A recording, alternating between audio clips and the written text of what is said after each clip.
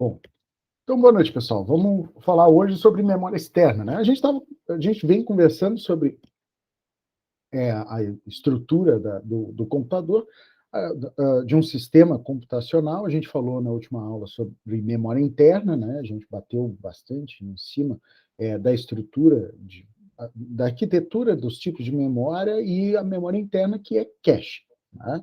Quando a gente fala de memória externa, a gente está falando especificamente de RAM, né? Então, a gente viu que SRAM, ela é, como é, a, a, eita, me deu um branco, a RAM estática, né? Ela é,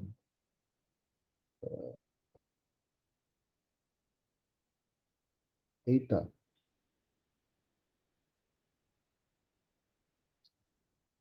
a SRAM, ela me deu um brancão agora, gravado em vídeo.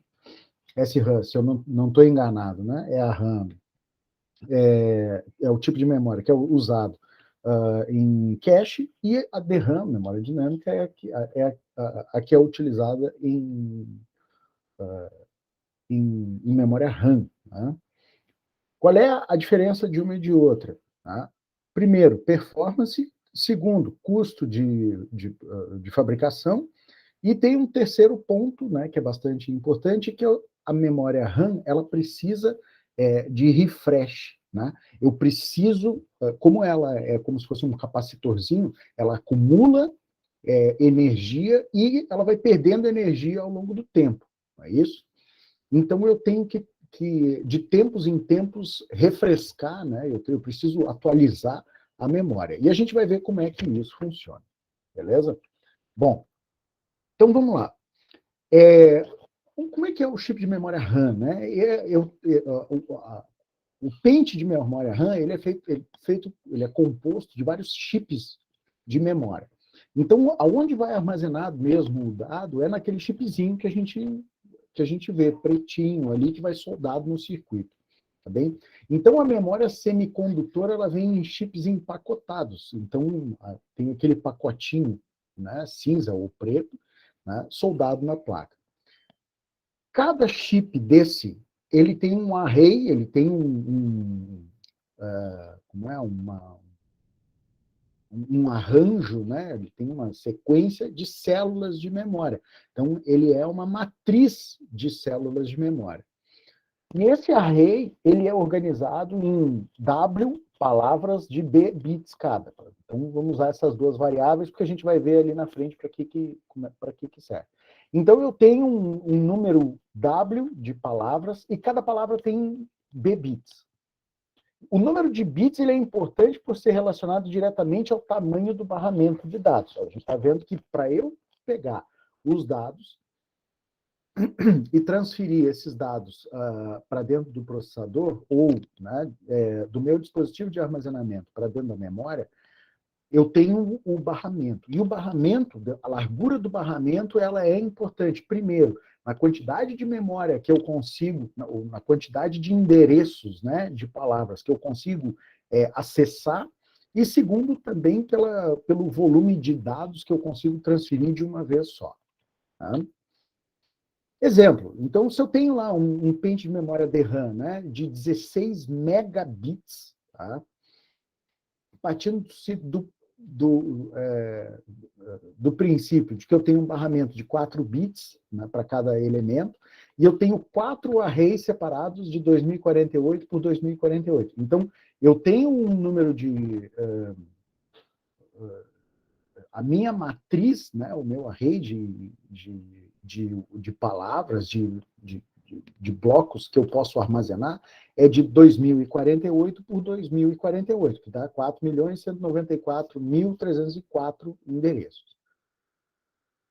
Esses elementos todos eles são conectados, eu tenho as minhas fileiras horizontais, que são as linhas, e as fileiras verticais, que são a coluna. Imagina uma grande planilha de Excel que eu posso, em cada um daqueles quadradinhos, armazenar uma palavra, né? Ou um conjunto de bits que caracteriza um dado, né, a ser utilizado no processamento.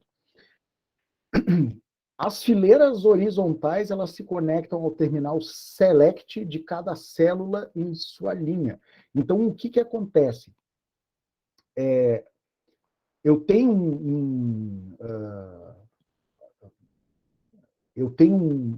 um circuito, né, que quando eu ativo ele, quando eu largo um pulso elétrico ali naquele circuito, ele ilumina a minha linha. Tá? Então, ele seleciona a linha, ele vai enxergar aquela linha com um monte de células, seria o equivalente, eu abrir o Excel e clicar lá naquele númerozinho lá do lado esquerdo, né? E aí ele me ilumina a linha inteira. Quer dizer, então, que eu estou visualizando, eu estou selecionando toda aquela linha, tá certo? E as fileiras verticais, elas se comunicam, elas se conectam ao terminal data in ou sense de cada célula na coluna. Tá? Então, o que eu faço? Eu ilumino aquela linha, tá certo? E aí eu tenho um circuito, tá? Para cada uma das colunas, que eu insiro um dado ali, é o data in, ou eu jogo um conjunto de bits, né, ou uma palavra, para ser armazenado ali, eu dou um conjunto de pulsos elétricos ali, ou então eu habilito o sense, né, da célula, ou seja, ou eu carrego ela com eletricidade ou eu descarrego. O sense, o que acontece? Eu vou ler os dados da minha célula. Tá? Para que isso aconteça, o número de linhas necessário para endereçamento é igual ao logaritmo, né? O log2, se eu não me engano, é o logaritmo neperiano, de W. Né? Ou seja, do número total de elementos que eu tenho na minha matriz. Então, o log, né, de 4.194.304 é 22. Para eu fazer toda esse endereçamento, eu preciso de 22 bits. Tá certo? Então, uma, um, como é um... Eita. Num sistema de 32 bits, eu vou ter, se eu não me engano, chips de 32 mega. Agora, não, 64 mega, se eu não estou enganado. Tá? Ah, mas eu só posso ter 64 mega? Não, cada plaquinha daquela ali vai ter células de 64 megabits. Tá? Tá, mas professor, e aí? E aí o sistema de 32 bits, os últimos eu tinha lá um pente de memória de 2 GB, né? Eu tenho esse monte aí, não, né? Claro, né? A gente está falando da teoria por trás da prática. Na prática, o pessoal desenvolveu outros recursos que permitiam o endereçamento de forma ou paginada, ou enfim, né, de outras formas, para conseguir aumentar a densidade de memória. Bom, só para a gente ter uma ideia, como é que funciona esse negócio aqui? Nós temos os mecanismos de temporização e controle, tem o RAS e o CAS, tá? O RAS é o Row Access, é o Row Array Select ou Row Array strobe, ou seja, eu coloco um estrobo, né, um pulso elétrico para a seleção da linha. Tá? Eu tenho o CAS, que é o Cell Address Strobe, o Write, como é que é?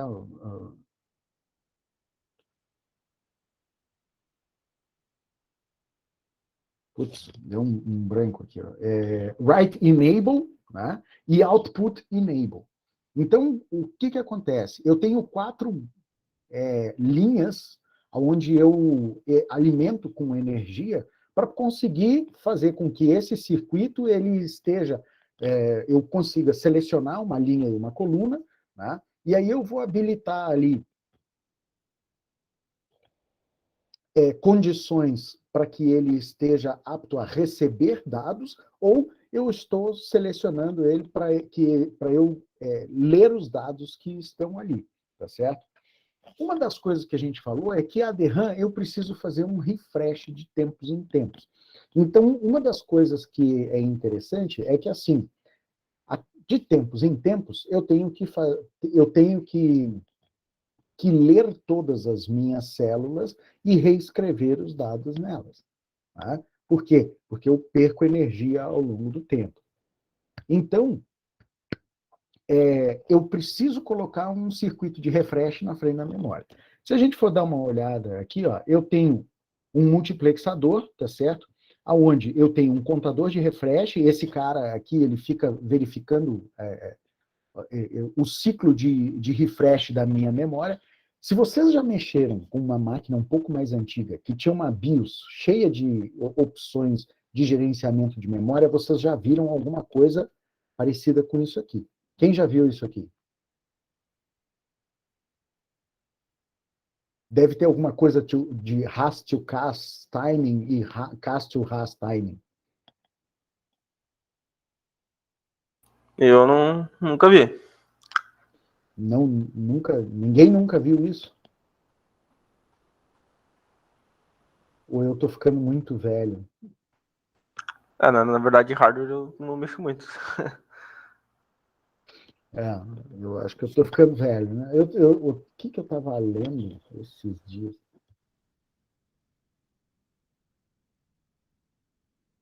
Eu não me lembro onde é que eu estava lendo esses dias. Uma discussão a respeito, né, de configuração de equipamento e tal, como é que fazia para ter. Não me recordo exatamente o que era. E aí os caras começaram a discutir, né? Ah, mas e aí? E a placa-mãe e tal? Ah, e vem cá. Eu não tenho problema de usar uma determinada memória, mais velocidade e tal, né? Ou com menos velocidade, como é que eu faço a configuração, né?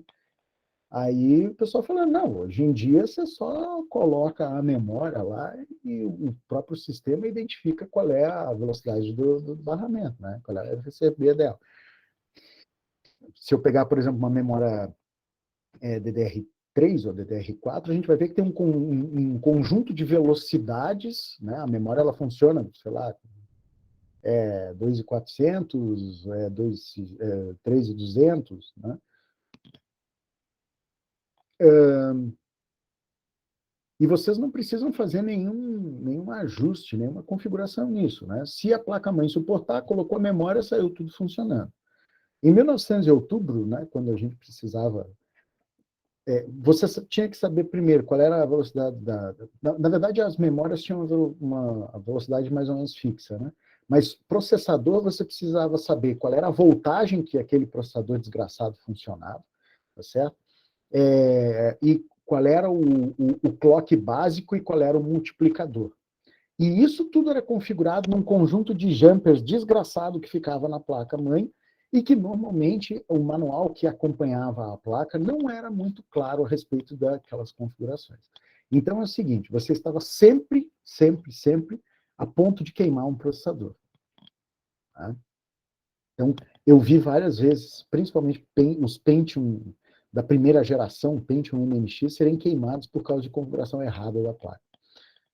Fora um monte de outras coisas de configuração que hoje vocês entram na BIOS e simplesmente clicam lá, ou então mandam carregar as configurações padrão, né, ou recomendadas, né? E, na verdade, não existia. Tudo era feito manualmente e rezando para que você não tivesse errado nenhum já. Então, bons tempos, né? Só que não. Então, voltando aqui, né? Essas configurações que eu falei para vocês eram justamente para poder dar mais desempenho na memória ou então minimizar erros, né? A gente está falando de, primeiro, materiais ou uma arquitetura, né, de equipamentos que é meio arcaica, né? Se a gente for ver o que nós temos hoje. A qualidade dos materiais era diferente. Então, dependendo da qualidade da memória que eu estava utilizando, eu tinha que ajustar o tempo, tá, de refresh. Eu tinha que fazer um refresh mais seguido ou podia fazer um refresh um pouco mais lento. O que acontece? Cada ciclo de refresh eu não posso usar a memória, né? Ou, pelo menos, eu estou fazendo uma operação na memória que eu não consigo... assim, ó, para tudo, eu faço um refresh, aí sim eu consigo usar.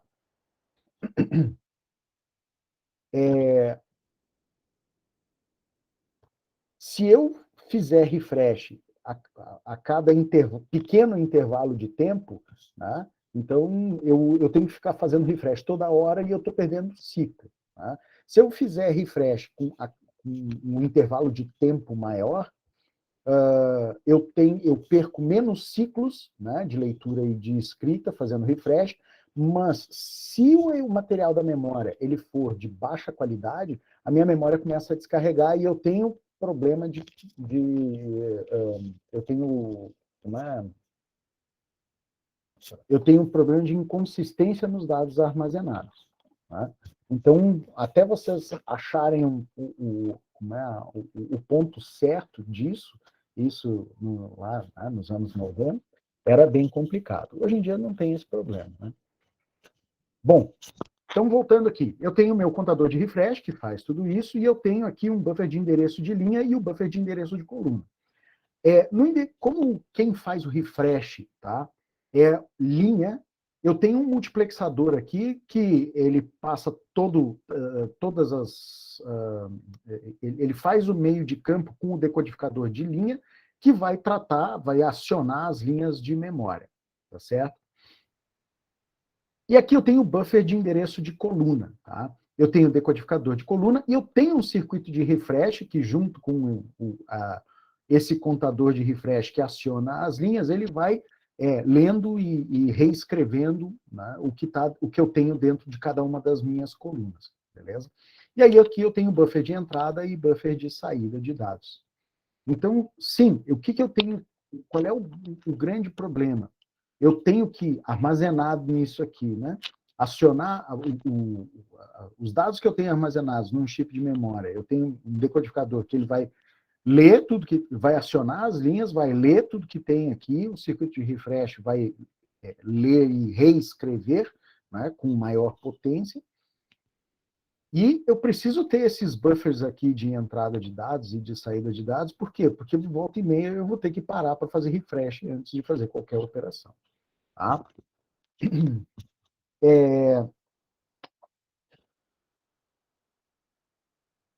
Vamos lá. Para eu ter as 2.048 posições, né, eu tenho que, na seleção de linha, eu vou ter 11 fileiras de seleção de linha e nas colunas também 11 fileiras. Então, eu tenho uma matriz 11 por 11. Por isso que eu preciso de 22 bits. Tá? Uma das coisas que é interessante é que, assim, o acionamento de linha, tá certo? É diferente de coluna. Eu tenho 4 linhas de dados que elas gerenciam entrada e saída. Então, eu tenho ali um bit, né, que sinaliza entrada ou saída, tá certo? E aqui, na saída, o bit, normalmente, ele vai passar por um amplificador para ser colocado na linha de dados. Por quê? Porque, como eu falei para vocês, ele descarrega ao longo do tempo. Bom, como eu falei para vocês, né, eu tenho um array de 2048 por 2048, ele vai precisar de 22 linhas, ou 22 bits. Eu tenho 11 linhas de endereçamento, de A0 a A10, isso faz com que eu economize o número de pinos, né? A gente já viu que eu tenho uma diferença de sinalização no endereçamento, então eu tenho sinalização de linha e de coluna, um é RAS e outro é CAS. a operação de leitura e escrita, eu tenho os pinos de sinalização, eu tenho as linhas de sinalização, que ou eu vou habilitar a escrita, ou eu vou habilitar a saída ou a leitura. Tá? Então, essa é a lógica de funcionamento do chip. Então, como eu falei para vocês já, eu preciso, né, de um circuito de refresh, tá certo? Então, o chip ele é desativado, a linha de saída do contador de refresh são fornecidas ao decodificador de linha. Eu vou habilitar o row address strobe, né? E aí os dados eles vão ser lidos e escritos no mesmo local. Tá? Como é que o chip é empacotado? Se a gente for olhar um chip, né, EPROM do tempo do EPA, né, de 8 megabits, então eu tenho 1 mega em 8 elementos. Né? Então eu tenho uma cápsula de palavra por chip aqui. Normalmente esses caras tinham 32 pinos, né? E aí eu tenho o endereçamento de cadê o A0, aqui, tá? De A0 até A19, tá? Eu estou acionando linha, tá? Então eu tenho 20 linhas passíveis de acionamento.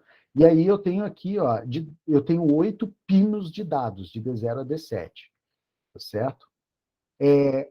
Esses caras aqui, que eram muito utilizados no Priscas Eras, eles tinham um sinalizador de chip enable, né? Se eu tiver mais um chip de memória no mesmo circuito, eu tenho como habilitar o chip. E aí essa é a malandragem, né? Para cada chip de memória que eu for usar dentro de um pente, eu tenho um sinalizador de qual chip que eu vou habilitar. Beleza? E aqui, ó, em VPP, como ele é um EPROM, a programação dele é feita através desse cara. Tá bem? Então, a gente falou muito aqui, está falando muito da parte eletrônica. Tá? Mas por que eu preciso saber disso? Para entender como é que esse negócio funciona. Então, normalmente esses chips eles vão ter um bit por palavra, então o número de chips necessário é igual ao número de chips por palavra de RAM. Tá? Então, 1 mega, né, com, como é? Desculpa, esse aqui é a organização do módulo.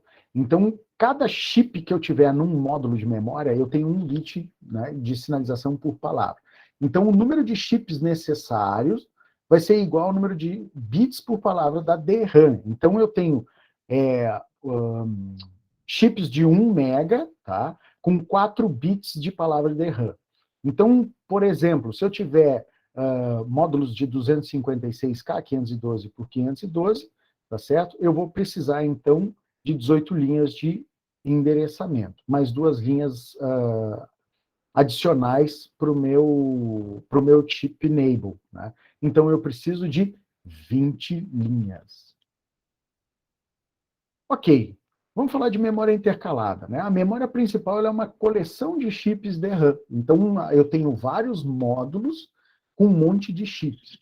Esses chips eles são agrupados e compõem o que a gente chama de banco de memória. E a memória intercalada, o interleaved memory, é um meio de arranjar a memória. Tá? Que aí eu posso, em cada banco, atender solicitação de leitura e escrita independentemente. Vocês já montaram uma máquina com... Putz...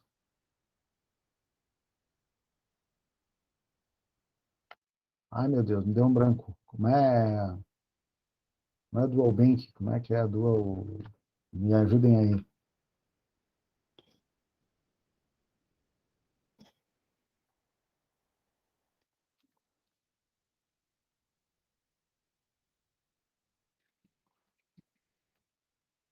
Dual Channel.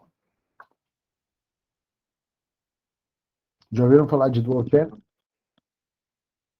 Dual Channel, tu falou? Sim. Sim, já ouviu. ouvi. O que é Dual Channel? O que é o Dual Channel? 2 canais. É, foi o que eu falei. O que é o Dual Channel? Tipo dual boot. Não. Não. Ah, deixa eu ouvir no Amansa Burro aqui, peraí que eu vou no Google aqui. Sei lá, ele consegue ler e escrever ao mesmo tempo, algo assim? Consegue fazer 2 funções? Na verdade, não. É o inverso. Quer dizer, sim e não, né? Relativo. É relativo. Relativo.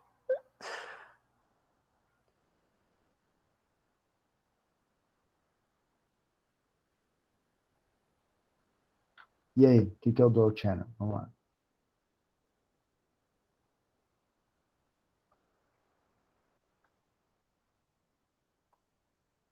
Dois canais de leitura simultâneos. Vamos lá. Só que tem uma sacada no Dual Channel.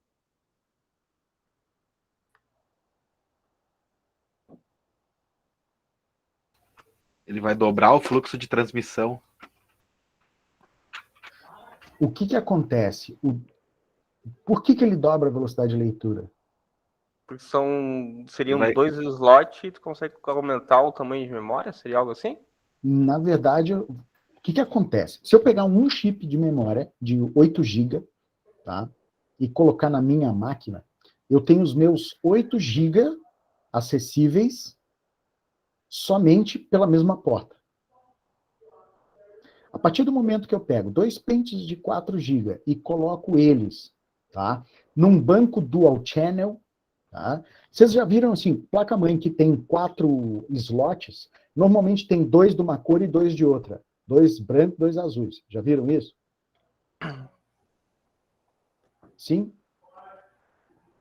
Sim, isso eu já vi já. Isso. Geralmente servidores também tem esses tipos de canais Isso. de cor diferente ali, né? Isso. Por quê? Porque cada conjunto da mesma cor está no mesmo canal, ou no mesmo conjunto de canais. Então, por que dual channel? Eu tenho no mesmo canal, tá, 2 canais diferentes. Então, eu enxergo aqueles 2 pentes como sendo um bloco de memória único, né? Só que seria como se fosse um RAID 0. Eu tenho 2 discos, eu escrevo uma coisa num disco e outra noutra. Eu dobro a velocidade de leitura e de escrita, só que o sistema enxerga como se fosse um banco único. Entenderam? Uhum. Por isso que eu tenho essa diferenciação. Por quê? Porque eu tenho dual channel no banco branco e dual channel no banco azul. Se eu colocar uma memória no branco e outra memória no azul, ele vai enxergar como dois bancos diferentes. São 2 endereços diferentes. É como se eu tivesse, nesses caras da mesma cor, o mesmo endereço de fora, mas ali dentro eu tenho um mecanismo que distribui a carga entre os dois.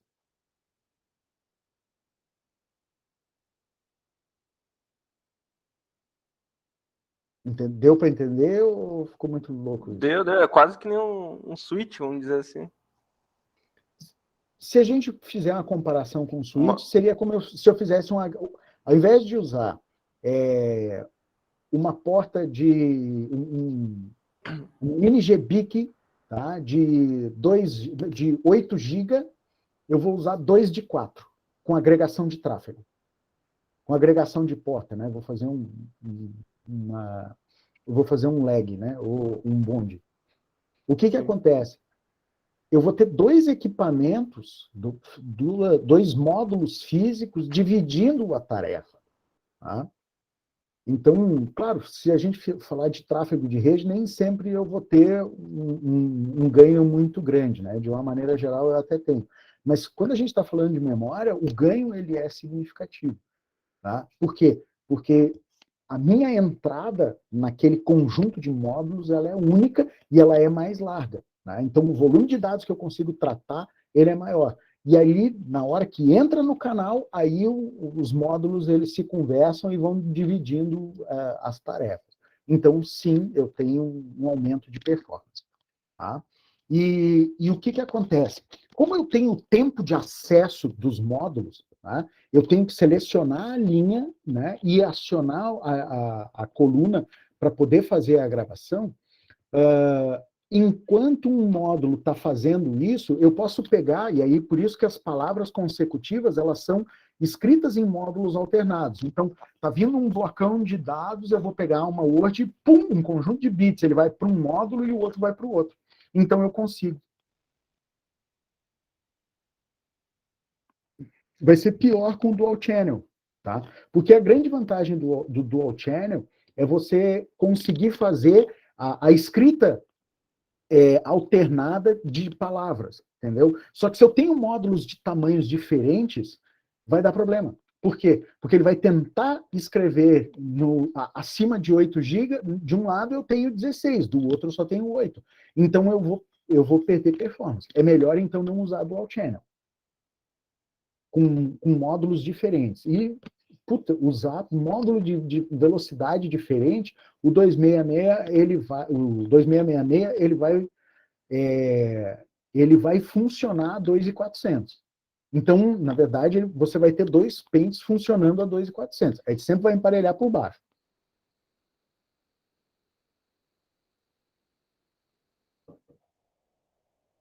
Tá?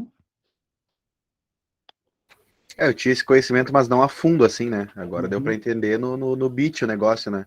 Não, é bem legal. Mas é legal, não, sério, eu tinha ouvido isso tu vê no dia a dia, né? Mas é legal escutar dessa forma, assim, né? No beat, assim, da coisa, né? Cara, sabe que a primeira vez que eu fui dar essa disciplina, eu apanhei bastante.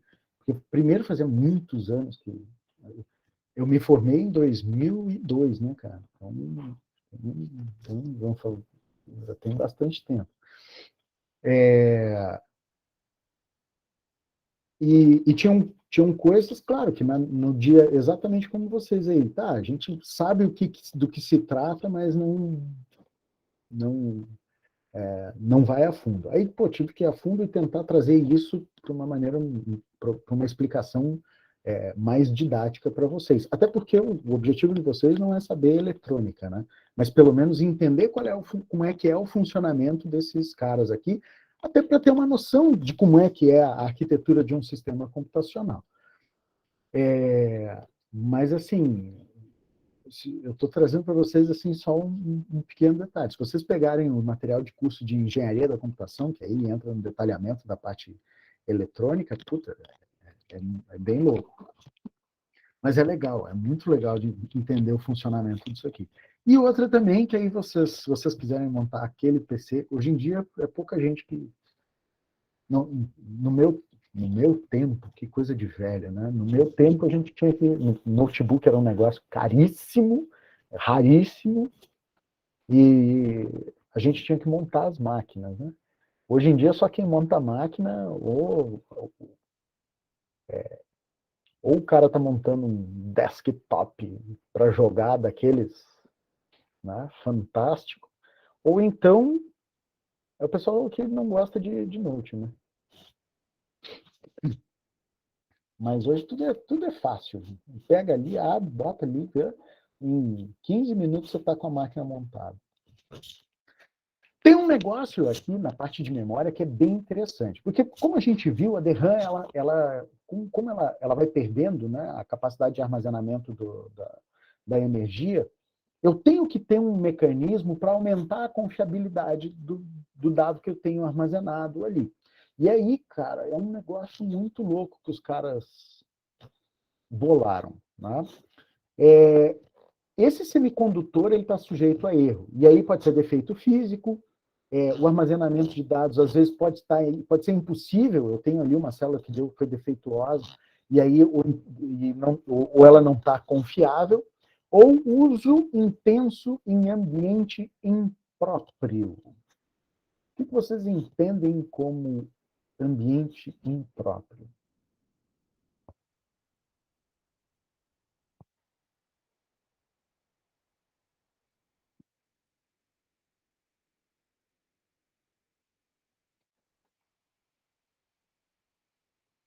O que é um ambiente impróprio para uso de um sistema computacional? Sei lá, um lugar úmido, um lugar quente. O quente nem tanto, o úmido sim, mas tem um que é pior do que todos. é um lugar com campo eletromagnético. Tá? Isso pode gerar defeito em memória e criar falhas que são permanentes. Né? Mas eu também tenho erros que não são, falhas que não são permanentes, são erros que acontecem na utilização do meu sistema. Normalmente, pode ser um evento aleatório, acontece, né, sem explicação nenhuma, e vocês sabem que a computação ela não é uma ciência exata, ela é uma ciência esotérica, porque dependendo do alinhamento interplanetário, né, o sistema pode funcionar ou não. Não é isso? Quantas vezes, né, vocês tentaram ligar a máquina, nada funcionava, o programa não carregava, aí vocês desligavam, né?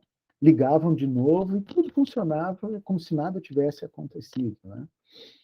Então, os erros que não são permanentes, ele normalmente é um evento aleatório, ele não é destrutível, não tem uma perda significativa de dados, e às vezes eu tenho alteração de dados em células de memória só que sem danificar o meu elemento. Né? Normalmente é falha de alimentação ou são causados por partículas alfa. O que são partículas alfa? São emitidas em decorrência do decaimento alfa, que causa perda de elétrons nas células. Então, o que acontece? Eu tenho uma diminuição da minha capacidade de armazenamento elétrico. Tá? Então, eu tenho, como diz o Galberi, uma perca. Né? Bom, como é que eu faço, então, para corrigir erro? Eu tenho que pegar o que eu tenho de dados armazenados e eu tenho que executar uma função. Por exemplo, vocês lembram de função de primeiro grau, né? A mais B igual a C. Sim?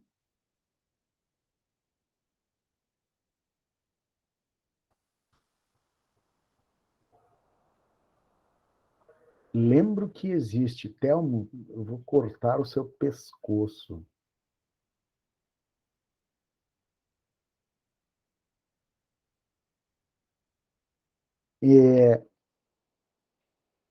Função de primeiro grau. Vamos lá. A mais B igual a C. Funçãozinha de primeiro grau. 1 mais 2 é igual a 3. Né? X mais 2 igual a 3. Qual é o valor de x?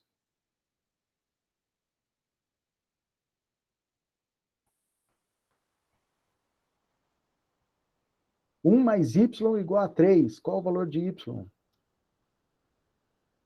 Quando eu tenho uma função qualquer, tá, que envolve um número de elementos significativo, se eu perder um deles, eu consigo, com base nos outros dois, achar o que eu perdi. Não é isso? É tranquilo isso. Então, o que eu faço? Eu armazeno a minha paridade, vamos dizer assim, né? Ou seja, eu em cima eu vou armazenar os dados, né? O M ali, que é o conjunto de dados que eu tenho armazenado na memória, eu vou executar uma função em cima desse conjunto de dados e eu vou ter uma paridade K. Então, eu tenho que armazenar na minha memória os dados mais a paridade. Tá? E aí, o que acontece? Eu tenho que fazer uma conferência durante a leitura. Então, o que acontece? Eu vou aplicar aqui, corretor saída, entrada, cadê? Está aqui. Eu tenho o meu, tanto na entrada de dados, como na saída, eu vou aplicar aqui, ó, uma função f de m, tá certo? Na leitura, tá? E aí eu vou identificar o seguinte, ó, se eu não tenho nenhum erro detectado, ó, entrada de dados. Então, eu armazeno M, eu faço um F e vou armazenar K. Então, eu tenho M e K na memória.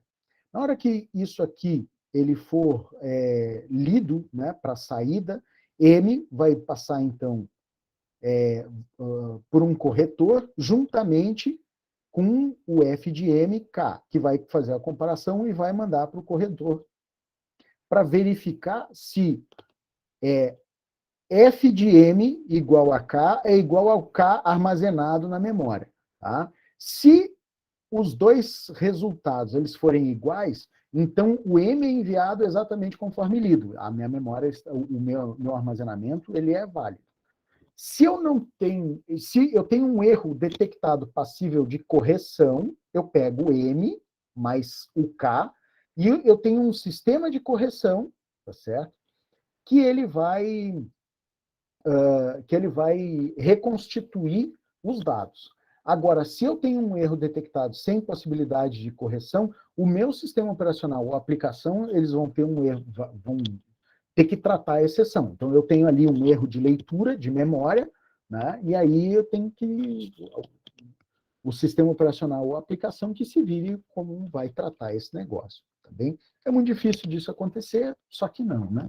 A gente sabe que volta e meia, o programa pendura por causa disso aqui.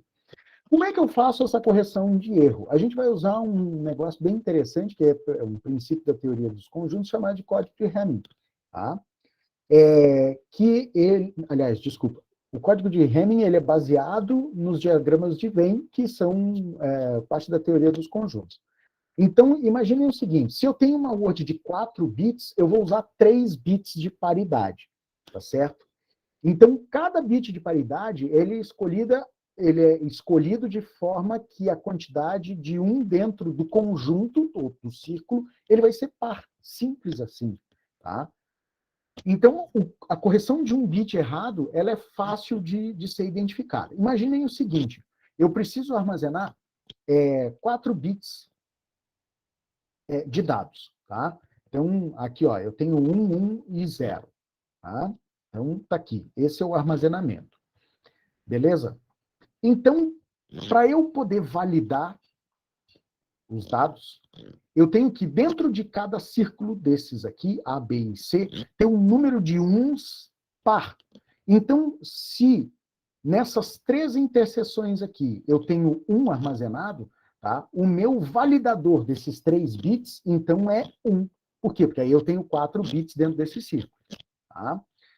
Se eu tenho aqui, ó, 1, 1 e 0, para eu ter um número par de bits, eu vou armazenar um 0 aqui. Tá?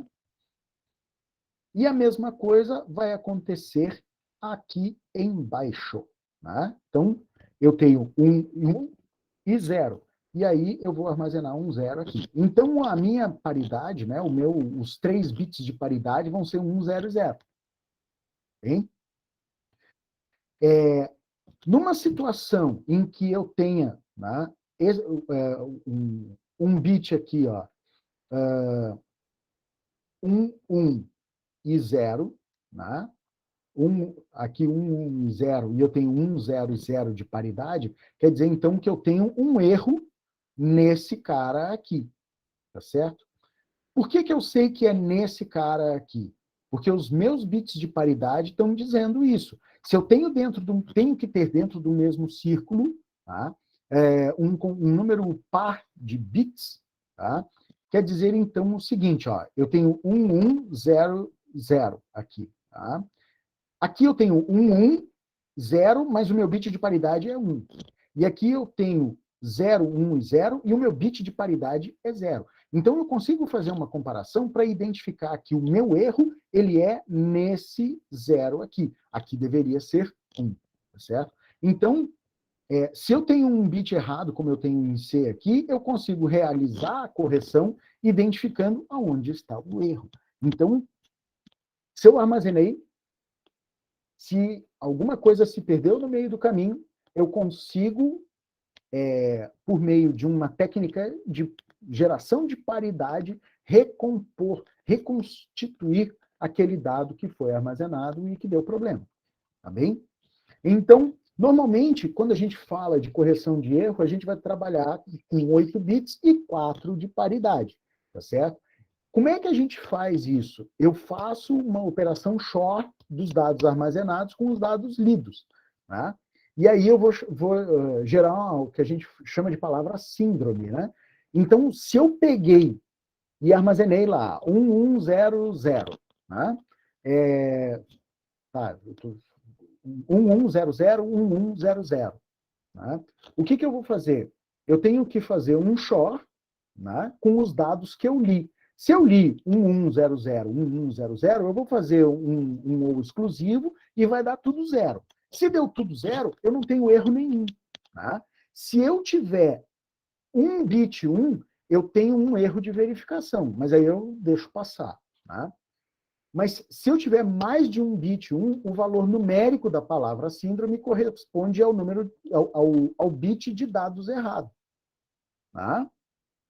E aí os bits de dados eles vão ser organizados nessas palavras de 12 bits. Então eu tenho como fazer uma verificação, né? Eu tenho como corrigir erro. Tá? Se a gente for ver aqui, ó, eu tenho 12 bits aqui, ó, tá? Para fazer os meus 12 bits. Então, eu tenho 8 bits de armazenamento de dados, que são D1, D2, D3, D4, D5, D6, D7, D8, e eu tenho aqui C1, C2, C4 e C8, tá? Então, o que acontece? A única coisa que eu coloquei errado aqui, que não é C3, aqui é C4, e onde é C4 é C8, tá? O que eu tenho que... o que eu faço? Eu armazeno os meus dados ali, né? Eu armazeno as minhas informações, e eu faço um cheque de verificação com os meus bits, meu conjunto de bits de paridade. Então, faço um XOR nisso aqui e está tudo certo. Tá? Vou entrar no detalhe disso. Para a gente finalizar, beleza? Eu vou pedir para que vocês façam uma pequena atividade teórica. Eu quero que vocês pesquisem a respeito de DRAM síncrona e me expliquem como é que é a estrutura da DRAM síncrona, quais são as vantagens dela e a análise da lógica interna, ou seja, quais são os princípios de funcionamento. Como é que é a DRAM com RAM bus, tá? E como é que é a DDR-SDRAM, que é isso aqui que a gente usa hoje em dia. Então, só para vocês terem uma ideia de como é que foi a evolução das memórias que vocês usam nos computadores de vocês. Fechou? Então, pessoal, ficamos por aqui. Vamos parar a gravação e aí agora a gente pode conversar.